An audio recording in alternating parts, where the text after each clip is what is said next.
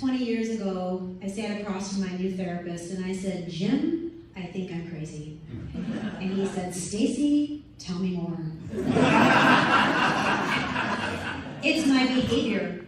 It's erratic, it's irrational. I say and do things all the time that I later regret, and it's wreaking havoc on my relationships.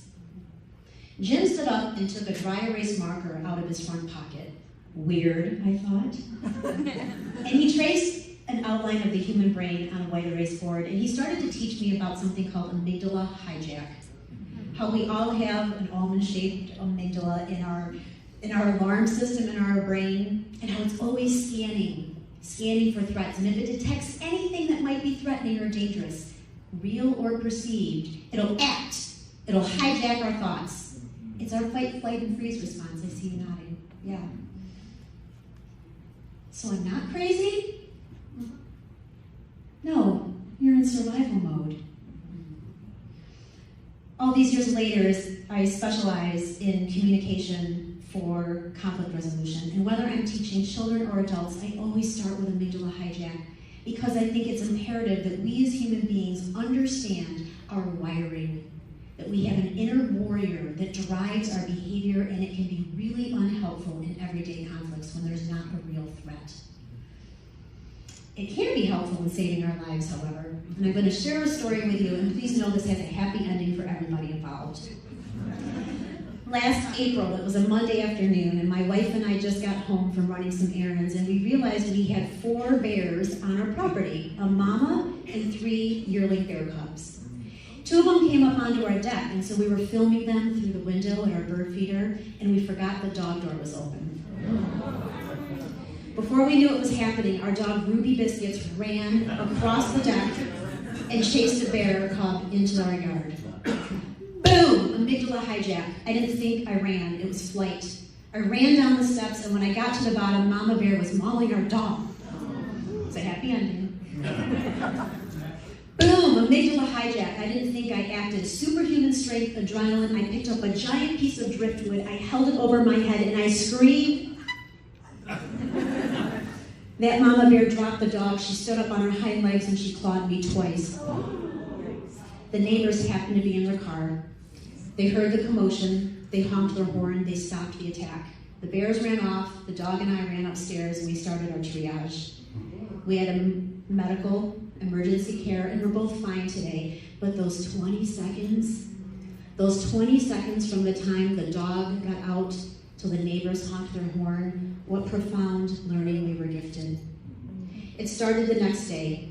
A wildlife biologist came to our house to help us determine whether or not the bear was acting defensively or predatorily.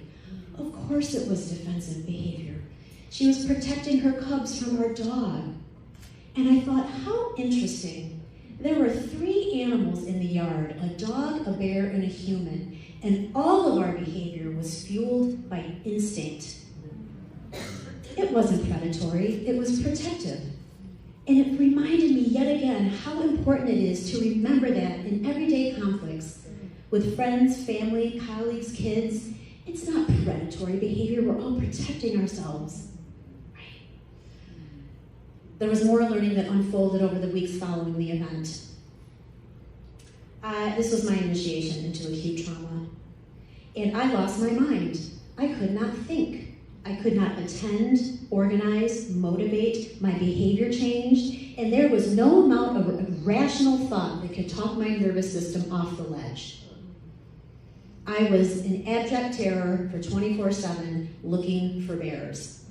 And during this time, it occurred to me, oh my gosh, no wonder these babies, these children who have a mama bear in their life, an adult who's bigger, stronger, inflicting harm, no wonder they come to school and their thinking is impaired, and they struggle to attend, organize, and motivate, and their behavior might be challenging, and it cracked me wide open for our shared trauma, our human suffering. Because worldwide, 90% of us will survive a trauma. In the United States alone, 1 in 4 of us are physically abused as a child, and 1 in 5 of us are sexually abused. So, here's my big idea. I think embedding neuroscience into our educational system would dramatically increase our chances for a peaceful future. Imagine if from the time we're young, we learn more about this nervous system that fuels our behavior. We understand when we see someone in distress what might be fueling their behavior, and maybe it can change us from meeting each other like this to meeting each other like this, with concern, compassion, and kindness. And so it's a big lift to change the whole educational system, but if you have a little in your life, a little kid here, or a little kid still here, and you wanted to do something to help, I just got this book 2 days ago, recommended to me by a 10-year-old friend named Birdie, and it's an introduction into our amygdala. And in the meantime, the next time you experience amygdala hijack for yourself or someone else, maybe you remember that inner animal that we have, that instinct, and maybe you yourself will be able to meet the moment with a little more compassion, kindness, and curiosity. Thank you for your kind attention.